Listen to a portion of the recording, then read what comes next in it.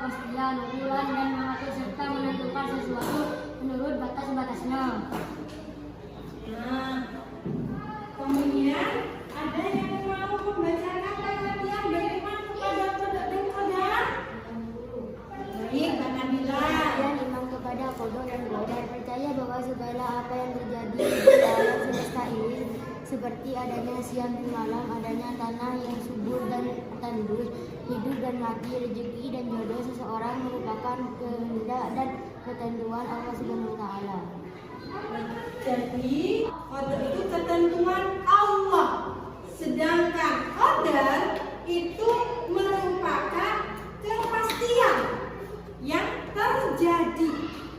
Paham ya anak-anak ya? Nah, kemudian bagaimana cara kita beriman kepada qada dan qadar?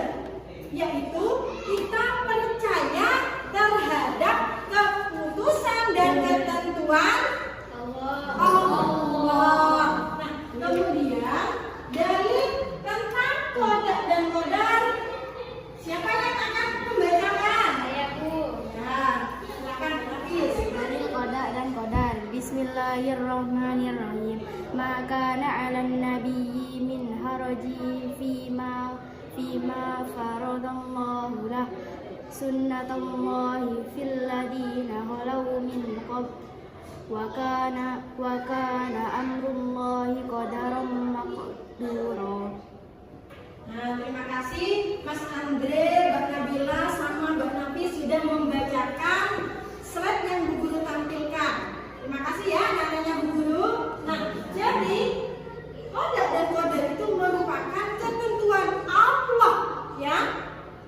Nah, jadi maka alat Nabi Muhammad bima faradallahu lahu sunnatullahi fil ladina khalau min qabl wa kana amrullahi qadaran maqdura. Jadi ketetapan Allah itu suatu kepastian yang sudah berlaku, yang sudah ditetapkan oleh Allah. Seperti itu ya anak-anaknya.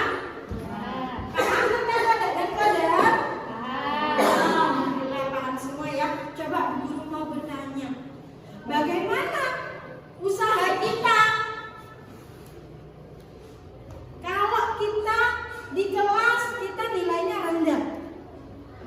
Bagaimana usaha kita kalau kita mau meningkatkan nilai kita? Bagaimana caranya? Belajar. Belajar ya. Nah, kemudian hukumnya beriman kepada qada dan qadar apa? Fardu ain.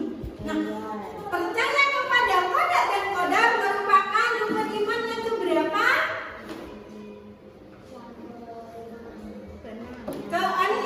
Keenam. Yang pertama kita beriman kepada siapa? Allah. Coba kita lakukan ya. Tepuk rukun iman. Ada 6. 1.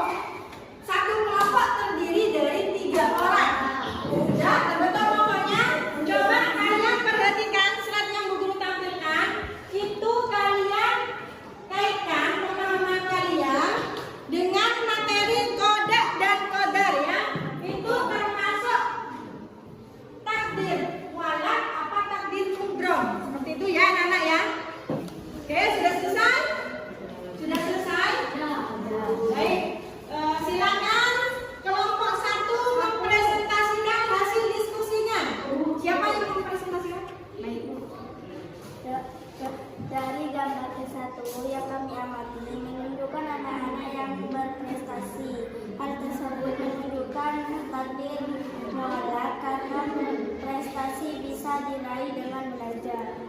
Baik, silakan beri aplaus untuk kelompok 1. Jadi gambar yang pertama itu tentang prestasi belajar yang berhubungan dengan takdir mualaf yang bisa dirubah. Seperti itu ya anak ya. Kemudian kelompok kedua, siapa yang mau mempresentasikan? Boleh Mas Dian, silakan Mas Dian berdiri.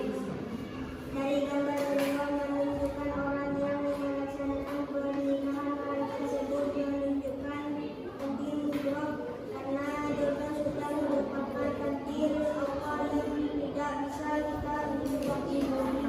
Terima kasih Mas Dian. Kasih aplaus buat kelompok 2.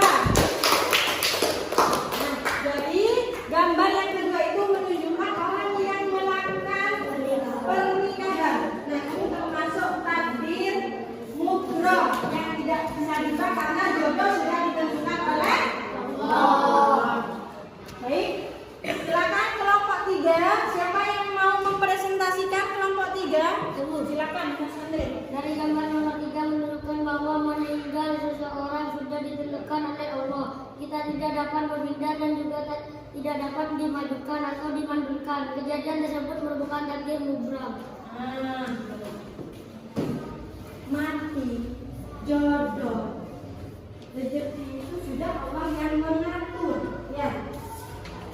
Jadi meninggal itu termasuk takdir mubroh yang sudah ditentukan oleh Allah sebelum kita lahir. Baik, kasih aplaus buat kelompok 3. Karena kelompok terakhir, silakan siapa yang mau mempresentasikan? Silakan, Mbak Dede. Gambar yang kami amati dengan kejadian gempa bumi. Kejadian tersebut merupakan takdir mutlak kita sebagai manusia hanya bisa berikhtiar. Gambar yang terakhir itu merupakan gambar bencana alam. Kita tidak tahu kapan itu terjadi. Yang tahu hanya Allah. Makanya kita harus percaya dengan adanya qada dan qadar. Kasih aplaus buat kelompok 4. Alhamdulillah murid-muridnya guru sudah paham. Ada yang mau bertanya? Silakan Mbak Nabila. Kalau ada orang yang datang di jalan ditabrak habis tapi tidak apa-apa, itu bagaimana Ibu? Katanya Mbak Nabila, ketika ada orang kecelakaan tetapi orang tersebut tidak apa-apa, tidak ada luka, itu gimana katanya Mbak Nabila? Siapa yang mau menjawab? Saya Bu. Oh baik Mbak Nabi, silakan. Termasuk takdir dari pertolongan Allah karena orang tersebut tidak apa-apa. Itu termasuk pertolongan Allah, termasuk qadar dan qadarnya Allah, seperti itu ya anak ya. Alhamdulillah. Ada yang bisa menyimpulkan materi kita hari ini? Saya Baik Mas Mandi. kesimpulan dengan adanya qada dan qadar Allah, kita harus beriman karena semua yang ada di dunia ini adalah ketentuan Allah SWT. Terima kasih Mas Mandi ya. Kemudian ada lagi yang mau menyimpulkan? Oke, Mbak Novi silakan menyimpulkan.